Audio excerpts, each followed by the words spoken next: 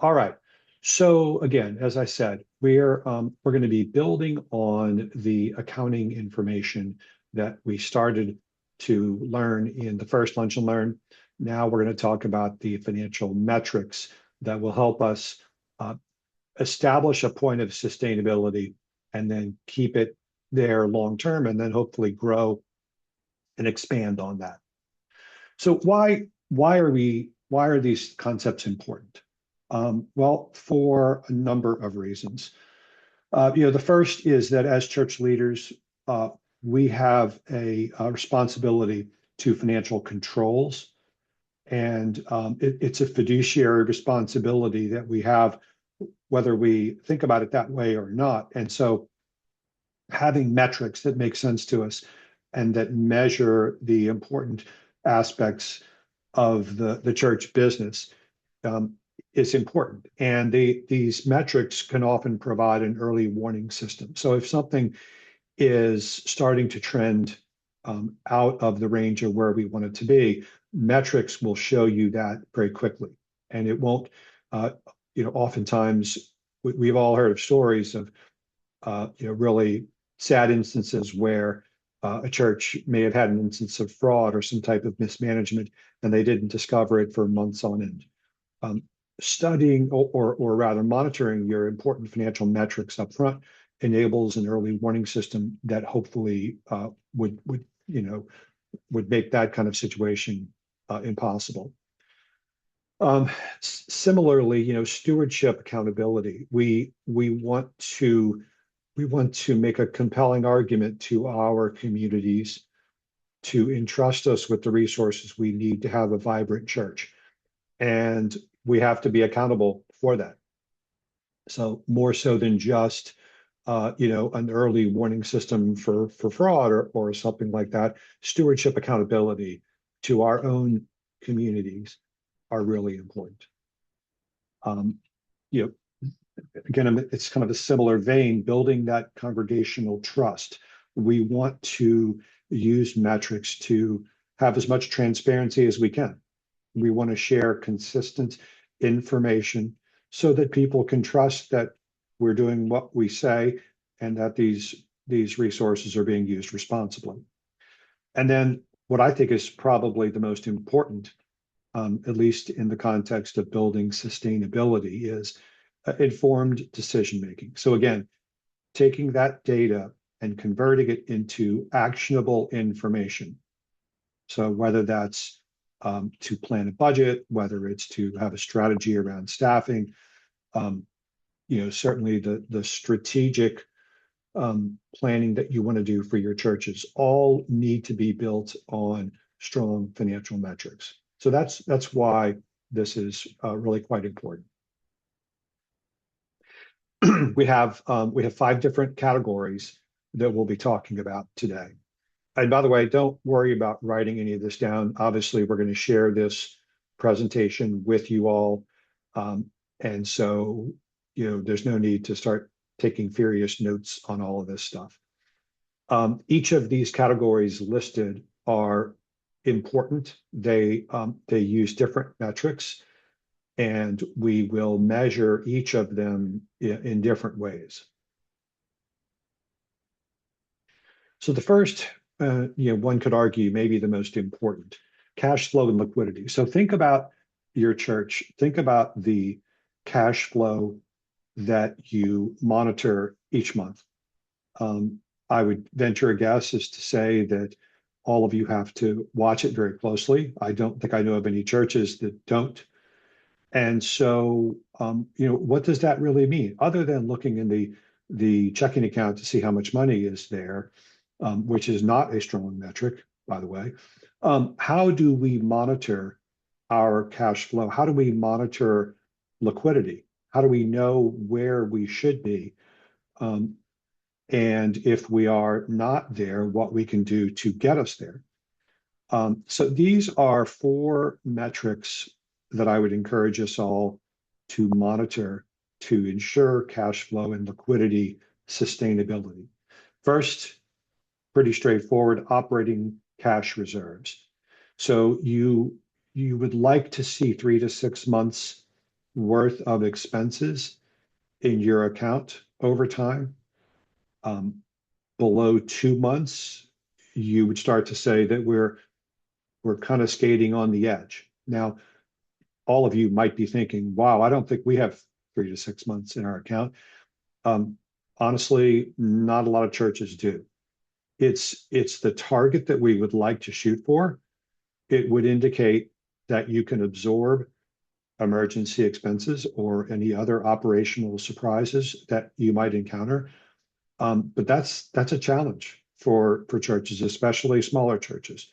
So the takeaway here is not to think, wow, if I'm not at this level, I've got a real problem.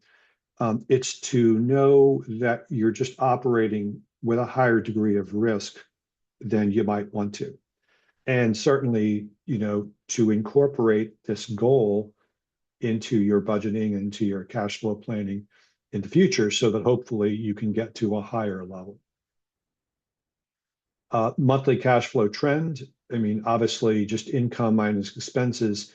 What's important here is to track that over a long period of time. So in any one given month, it's not surprising if your expenses exceed your income. That happens. So in my own church, Trinity Church, I know that in the summer months, July and August, when a lot of people are traveling, that the income necessarily goes down, but our expenses don't change. We're still paying the monthly insurance bills, and we're paying utility bills, and we're paying all the other things.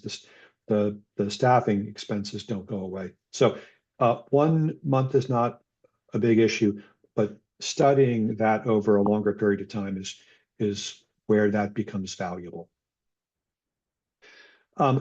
Days cash on hand. All right, this is one of those phrases that sounds like a jumble of words, but what it means is that you want to be able to understand the relationship of unrestricted cash to your expenses. So it really what it means is how many days worth of expenses do you have on hand? So and you'll see obviously the 90 to 180 days is similar to the target cash reserve of 3 to 6 months. So it's just a different way of looking at it. Some people like one over the other. They kind of get you to the same space. And the message there again is a longer runway of expenses that you have in the checking account means you can absorb surprises, means that you can absorb, an emergency and not have that, impede the work, the programmatic work, and the work of the mission of our churches. That's really what we're trying to accomplish with that. And then the final one is one that I don't think we talk enough about, but it's important. The restricted versus unrestricted monies that we have on hand. Oftentimes, when we get larger one-time gifts from our members, they will often be restricted in some way. Somebody feels very strongly about one aspect of your programming and they want their gift to go exclusively to that. Or they want to have their gift go toward a large capital project. Those are wonderful, and we are so grateful when people do give those larger gifts, but that necessarily means that we can't use those monies for ordinary operating expenses. We can't pay payroll with it, we can't pay the insurance bill, can't pay the energy bill. And so when we have gifts that are restricted and those begin to outstrip unrestricted gifts, that does become problematic from a cash flow planning point of view. And so I think the takeaway here is that we just have to watch this. We certainly don't want to discourage people from giving restricted gifts. If we are approached by a member who wants to donate and they're open to other options, we would certainly want to encourage them to give in an unrestricted way. But the takeaway here is just greater restriction on cash can sometimes be a barrier to addressing, emergencies or surprises. Those four metrics are the ones that if you can answer favorably to these, you're in a stable and a sustainable place from a cash flow perspective.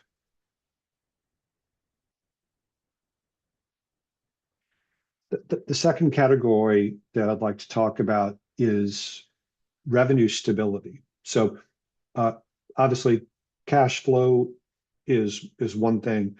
Revenue is something very different.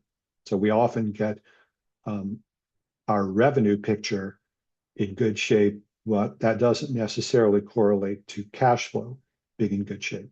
So we talked about cash flow, and now let's talk about revenue stability.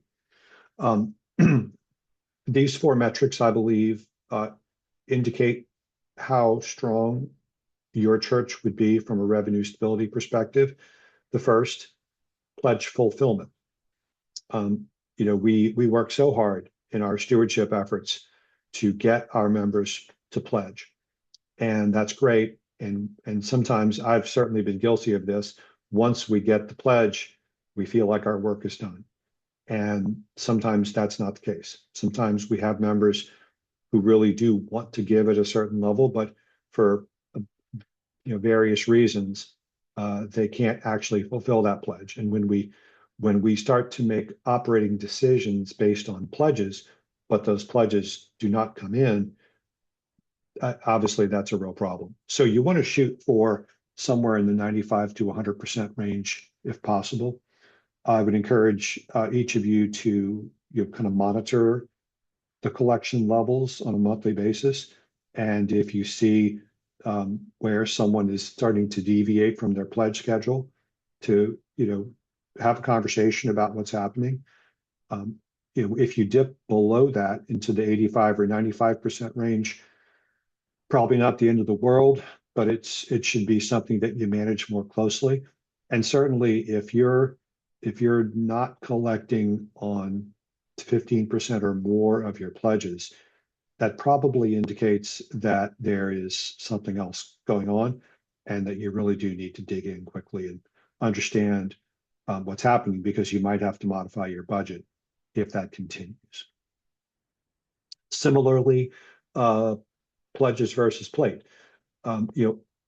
If your members feel stable enough to make a pledge and to live with that, that implies a level of stability that is very helpful to managing churches.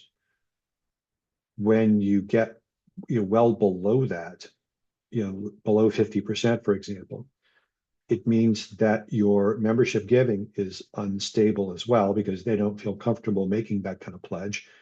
And if they have to absorb surprises in their own lives, guess what? The church is going to be one of the first areas that are going to feel that, because their giving is going to go way down. And so again, it's the metric is important because it indicates the level of risk in which you're operating. And in a perfect world, you're operating at a much higher level of pledge versus plate. Donor concentration is one that I think you're probably all familiar with. If you have the vast majority of your donors in a very small pool, what does that mean? Of course, it means you're more at risk for losing one of them. And that's a common dynamic among many churches. We often rely on a smaller group, and sadly, usually they're elderly members. And so when we lose one of those, it can really impact the budget quite a bit. So how do we measure that? The top 10 to 20 donors should be distributed in a way that, below 30%, obviously, that's well distributed. If a small group of 10 to 20 donors are more than half of your revenue, you're certainly going to feel it if you lose one of them. And so there's not really much of a management takeaway there as much as monitor this metric and ensure that you're watching it just to know, if one of them were to stop giving for whatever reason, you would need to you would need to address that in some other way. And then finally, when it comes to revenue stability, your year-over-year pledge trends are really quite important. You would love to see growth rates of 2, 3, or more percent. Certainly something that is mapping at least to inflation.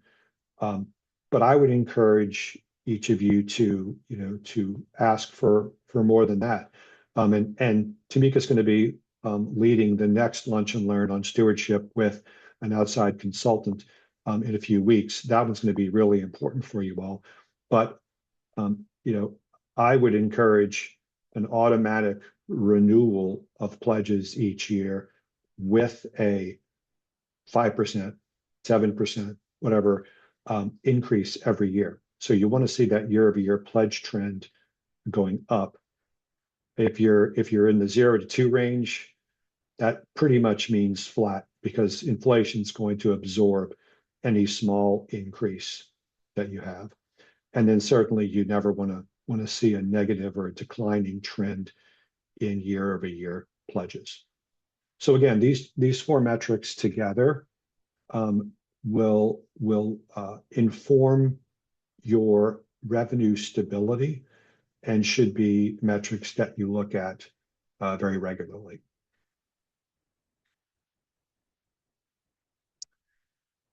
Expense management is our next category, our third of 5 categories. Expenses for a church are going to vary based on the size of the church. So if you're a very small rural church with maybe only your staffing might only be the rector, or it might only be just very limited, that's going to, the expense base for that church will look very different than it will for a larger church that has quite a few staff members, quite a lot of programming that they invest in, maybe some other side businesses that they use to support the mission work that they do. So this one's a little bit, it's going to vary based on the size church you are, but some of the metrics that everyone should be looking at would be these 4. Compensation percentage to me is the one where I have seen most struggling churches really fall. This is an obstacle for churches that are struggling. What happens is they end up investing either in a rector or an additional staff because they're so enthusiastic about the work that they feel they can do, and it ends up being a greater percentage of their revenue than they planned for.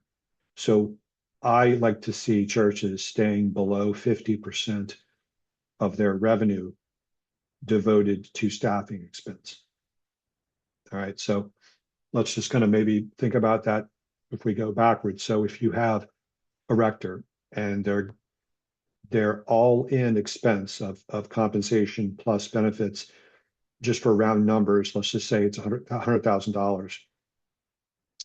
You would want to see at least $200,000 of revenue to ensure that the staffing expenses are not taking too large of a share of that money. Once you get above 65% devoted to your staffing, well, what does that necessarily mean? After you pay the fixed expenses at the church, there's really nothing left for programming. There's really nothing left for outreach. There's really nothing left to support the members of the church in ways other than a Sunday service.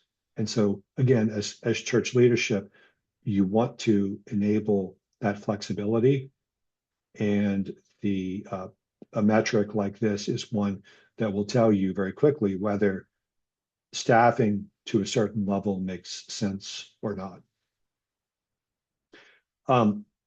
Similarly, buildings and facilities. We all operate in a building or a facility And those buildings need maintenance and upkeep and repairs and insurance, and they're expensive to run, especially if they're older buildings. And so what you want to see is the amount that you have to spend toward these buildings not exceeding 15 to 25%. If you're getting above that percent of revenue, it means that you have an excessively expensive building relative to your operation. It might mean that you are in an older building that might need a new roof, or it might need a new HVAC system, or it has foundational problems, who knows what. But when, again, there's not much you can do immediately if you find yourself out of this range. This metric is important to understand for future decision making. So operationally, you can affect these outcomes over a long period of time. You might decide we need a long-term strategy to have a capital campaign to support operations of this building. Or, I mean, the most radical decision that churches might make is that we need to move out of this building and we need to find another building. That's happened once or twice as well. So again, understanding how you answer the question, are we spending too much on the building? Metrics like this will help you answer that. Program versus overhead. We would all love to spend all of our excess free cash flow on programming. We would love to spend all of it on, the mission of our churches and the reasons that we all go to church. Unfortunately, we do have to spend on overhead. What we want to do is just understand what our goals are as a church community and how we can deploy as much as possible to that programming. There's no specific metric here, but you should, as church leaders, you should be looking at both of those pools of money and understanding how much are we spending on overhead versus programming, and do we feel like we're really living into our mission if one exceeds the other. And then the final one, and it's too bad Morgan's not on the call because she would be quite happy to see this. Our diocesan assessments often, we all struggle with this at some point. We have a canonical obligation to our diocesan assessments. Those are extremely important. I think our bishop's done a wonderful job recently of communicating more effectively about how we, the diocese, deploys that money and why those diocesan assessments are important. But it's still a struggle, especially for smaller churches who are wrestling with how they pay their own bills to then write a check to the diocese. So we understand that context. We certainly recognize it, but it is, again, it's another early warning indicator that things may not be as you want them to be if you can't readily meet your diocesan assessment. So those are what I believe are the important expense metrics that you all should be reviewing. Again, these are not necessarily disastrous if you're not in range of any of these, but they are indicators of what you should be focusing on and trying to understand, is this evidence of something deeper, or is this just a management challenge that we have to work on? But these 4 expense management metrics will help you understand that more readily. Long-term sustainability. I think this is incredibly important, and it's kind of a higher order set of metrics. One, sometimes it's difficult to focus on the longer term strategic concepts when we're all struggling just to pay the bills. And I certainly recognize that, but as leaders, it's important to, again, measure and manage these metrics as well. We talked about how much money that you're deploying towards your building and facilities. Well, if you are keeping that metric in range because you're not maintaining the building properly, that's going to show up in deferred maintenance. So all of us have some level of deferred maintenance on our churches, but if you've got over $50,000, sorry, under $50,000, that's probably a manageable range. You can find a way to address that over time. If it gets up into the $150,000 range, that probably means that you're going to need a one-time effort, whether it's a capital campaign or some other fundraising effort specific to the building, because coming up with $150,000 out of your operating budget can be a real challenge. And if you've got over that level of deferred maintenance, it probably means that you've had a longer term trend of disinvestment in your building, probably because you didn't have the cash to pay those expenses and those investments. And that really requires some high level strategic conversation at the vestry level to decide how are we going to address this.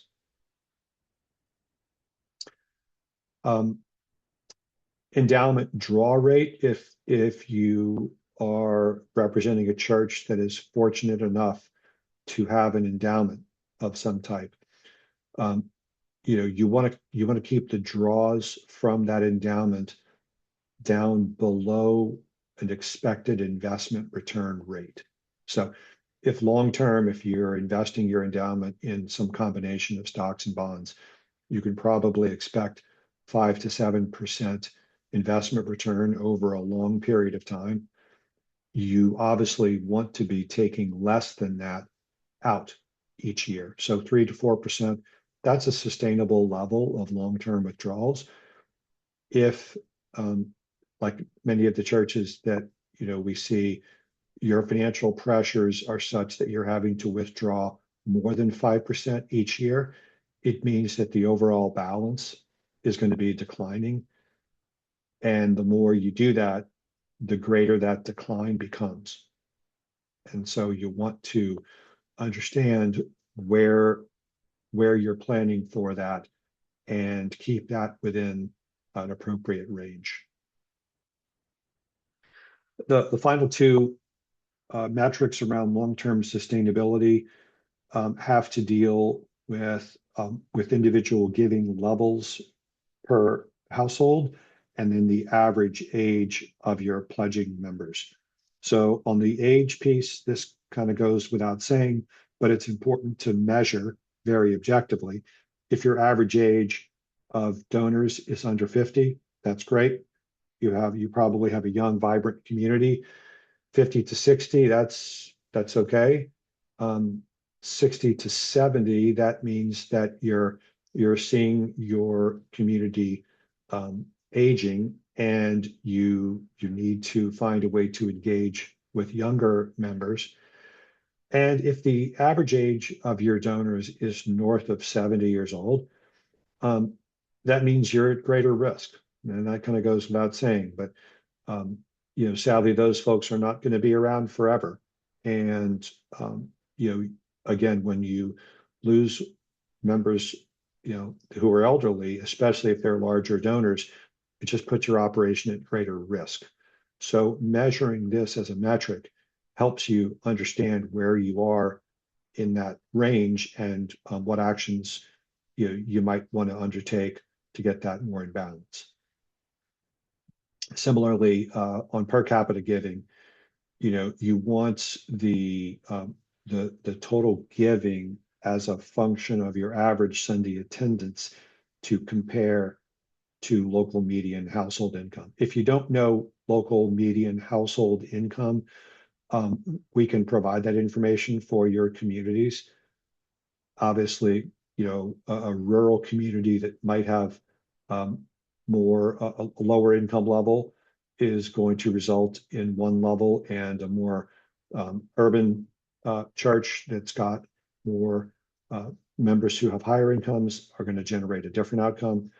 But you want that to be kind of 2 to 3% of median, and that would be considered kind of the healthy range there. So these 4 long-term sustainability metrics, again, you're not going to see failure of these in your monthly operations. You're not going to be struggling to pay a bill because of these metrics, but they're critically important. While they might not be urgent, they're very important to the long-range sustainability of your churches.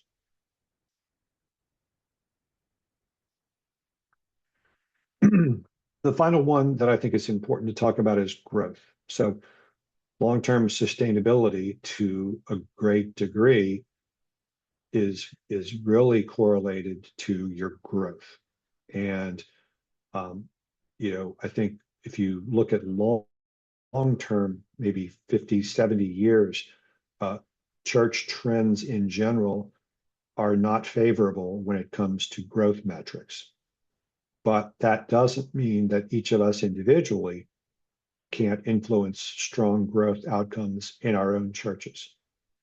And so you would measure that based on these 3 metrics. ASA is one that you all know very well, and you obviously want to see that growing. You certainly don't want to see it declining. When it's declining, in the 2 to 3% range, you can manage that usually by trying to increase the size of the average gift of your members. It's not a great way of thinking about it, but when you get down to a decline of ASA that's reaching 5% or more, it means you really do need to address that. There's something happening in your community that's maybe more negative than you recognize. And so ASA is certainly a trend that you want to manage very proactively and very regularly. Pledging versus your total households. So, in a perfect world, we'd love to see 60% of our member households pledging each year. If we could get into the 40 to 60% range, that would be considered healthy. And below 40% of our households pledging means that, either they're not sufficiently engaged, or they're restricted by their own incomes, and they don't feel like they're in a position to make that kind of commitment. Regardless of the reason, it means that your operation is going to be more at risk because you don't have that regular pledge that they're going to be meeting. You're probably only going to be getting plate revenue, which can be very inconsistent. And so again, this is a metric that you would use to understand whether you're growing in a healthy way or not. And then the last one is, again, a little bit of a jumble of words, but giving per pledging unit trend. And what that means is you want to understand total pledges divided by the number of pledging units. And where you might see, where you might not get good information from this is if you're declining, if your total pledges are declining, but the average size of the gift is increasing, you might be mistakenly thinking that things are healthy and things are fine. Again, what does that mean? That means your donors are fewer, and the concentration of your revenue is in fewer and fewer donors, which just puts you more at risk if one of them were not able to continue to donate at that level. So again, this is just a growth indicator, one that you would want to track over time to understand the overall health of your community and whether it's growing in the way that you would want it to. All right, I'll pause there for a second. We covered a lot of metrics there. Um, if if there are any that you want to talk about, I'm happy to go back and review any of them. I will say this, the metrics that I gave you today, you might be thinking, well, I don't even know how to measure those, or where am I going to get the information to do all that?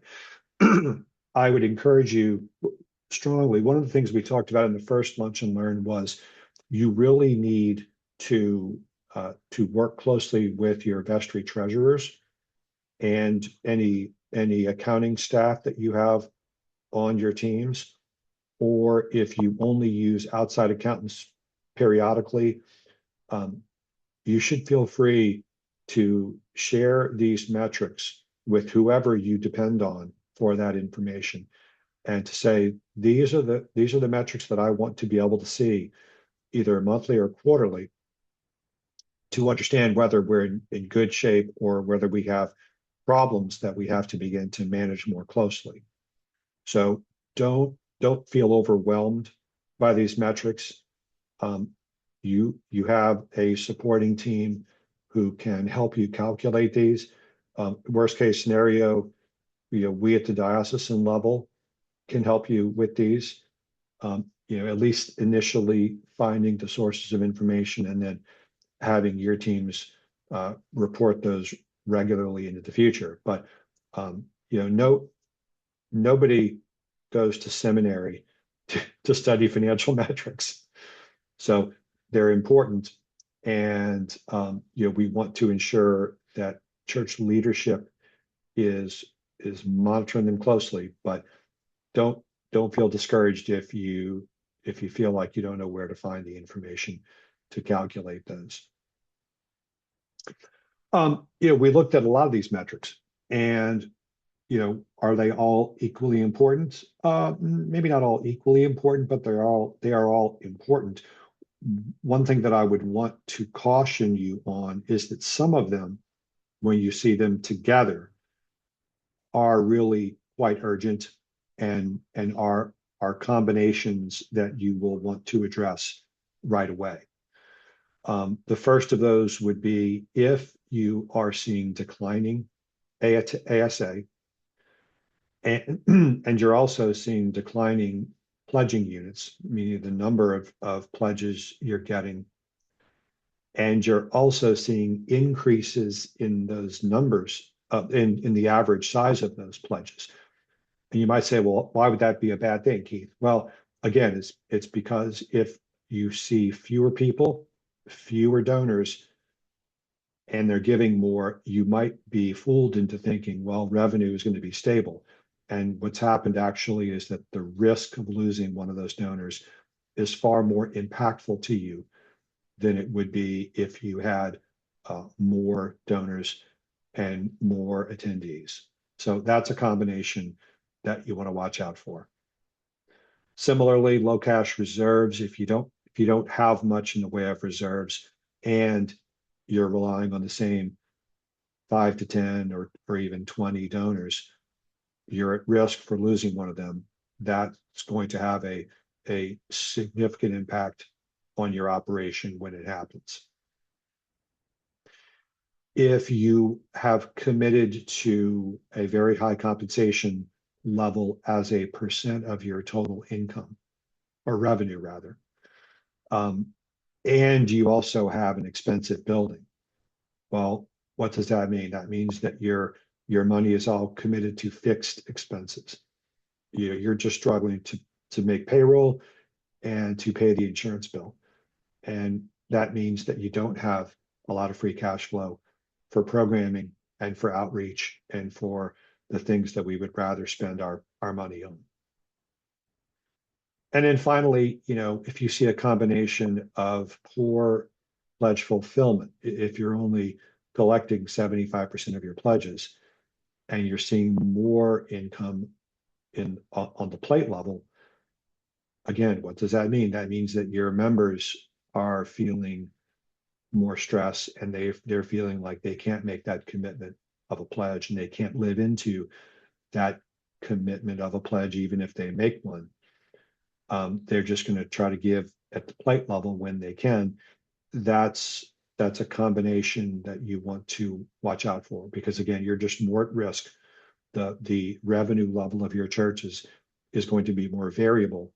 And when it dips, when it declines, you're going to have a harder time meeting your own obligations. So these are just some combinations that you want to watch out for. When you see these combinations, obviously you want to kind of raise your flag and say, hey, let's talk about this at the vestry level, or at a minimum at the management team level, to understand what options we have to affect different outcomes.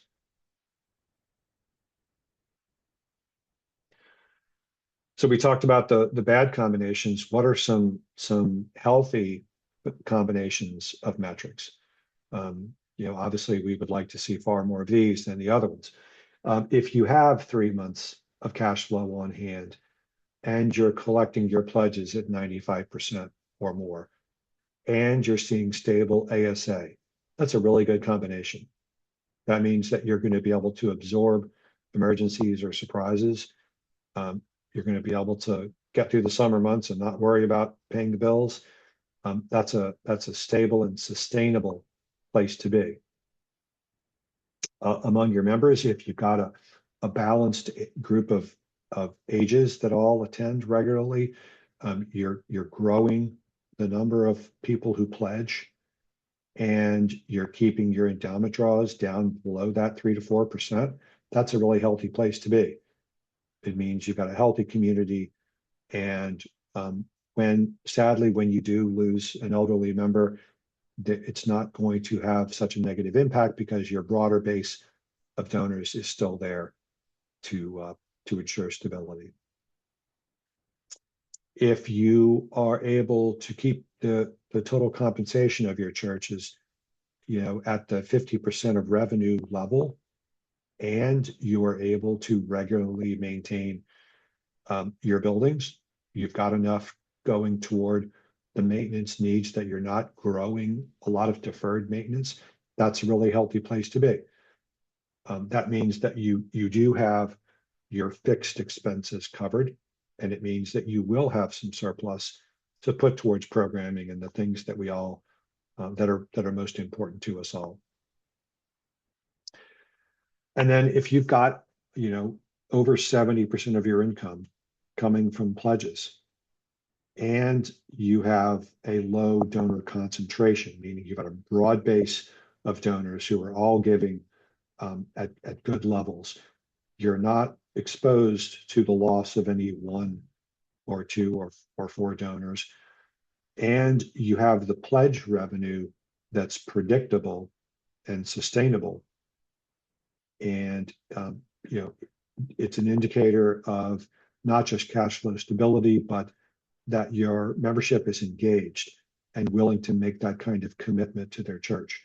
That's also a really healthy combination and a healthy indicator for your church's sustainability.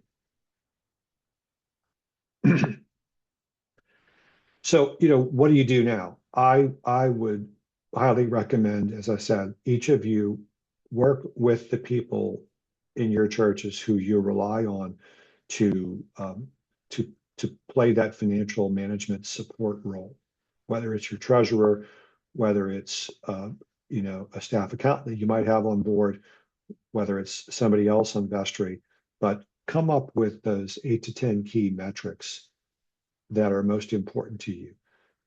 As you look through these, you probably saw some of them that you felt, wow, that really applies to us very closely, and some of them might not apply to you at all. And so understanding what your key metrics are, and then managing or measuring those regularly so that you can then have the information to manage them more proactively. That's really the key here. That's the value of seeing these metrics in a dashboard kind of presentation. And it will help you to avoid those pitfalls and to kind of show you where you should be aiming, where you should have your organizations setting their goals um, to reach that long-term sustainability definition that we talked about earlier.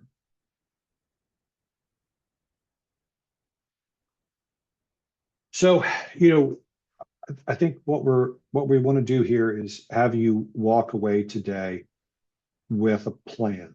So you now know that we've got quite a few metrics that we would recommend as really important. Some of them might be really familiar to you. Some of them, this all might be brand new, and you might be thinking, "Gosh, this is really going to be a challenge." It shouldn't. Don't take it that way. All of this is manageable. All of this is information that you should and can have to manage your operations. Um, I would say you start with identifying which metrics you're currently looking at, if any. Maybe the answer is none of these. That's okay. You have to get the financial data available to then come up with the metrics that you're going to measure, and then start to talk about those regularly. You should all have a finance committee or some group of people who you feel are the financial management leaders within your church. And the consistent and regular monitoring of these metrics is what's really important, because it's then that you're able to come up with the operational recommendations that you would then talk about at the vestry level to affect those outcomes. Again, that's got to be something that your internal team leads. But if you don't feel like you have the capacity to do that, we are also ready to help you with this too. Chris Speed is an excellent administrator. He's helped many churches, certainly with this kind of data. I, as treasurer, am willing to help anybody who doesn't have that capacity within their own churches. And we have other people on our diocesan finance committee who can assist with this as well. I would encourage you first to try to take this up within your own church communities.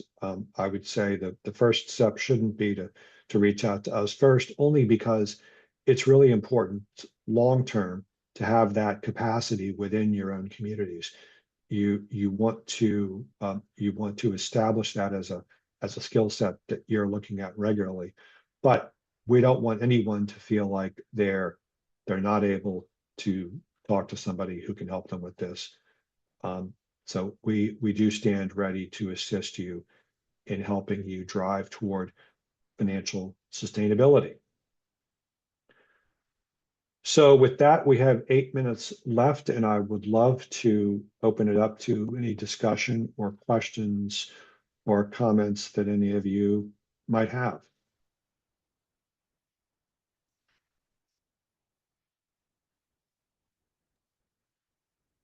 This is Roland from St. Luke's. Presentation, Keith, was outstanding. I unfortunately missed part one, and I need direction on how to get that and view that part. Thank you. Absolutely. I think Tamika can help you with that. I know that we have it saved somewhere. Tamika, can you help share that? Yes, it is directly on our website. If you look for under the resources tab, and it should be congregational, get there directly. It says lay leadership or church support, and you would click on that and you will see all of our videos we've recorded. And Roland, I can definitely, let me get the link and I could put it in our chat, and I can also email it to you. Thank you. You're welcome.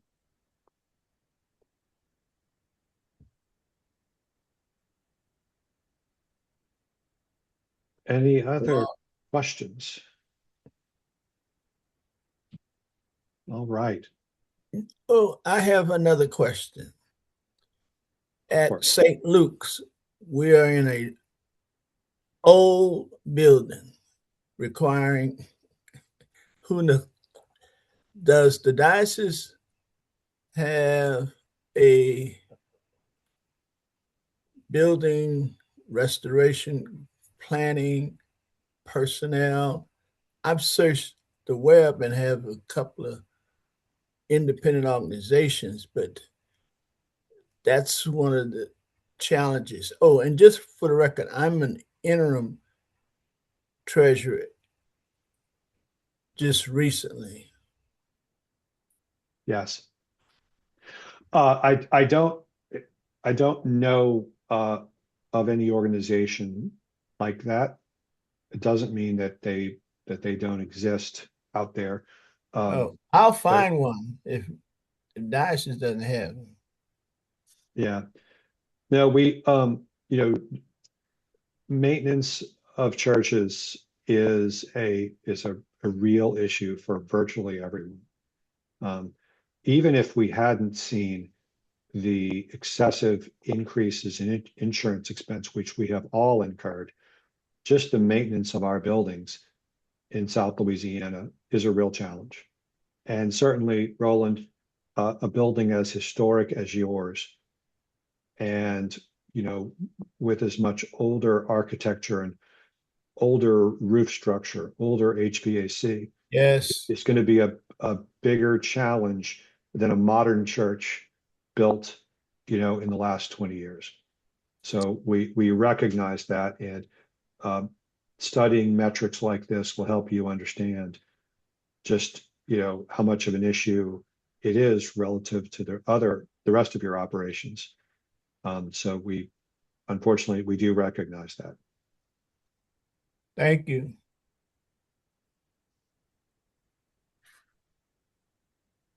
All right. Well, if there are no other questions, I'll give you each 4 minutes back to your day.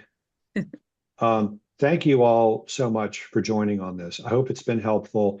This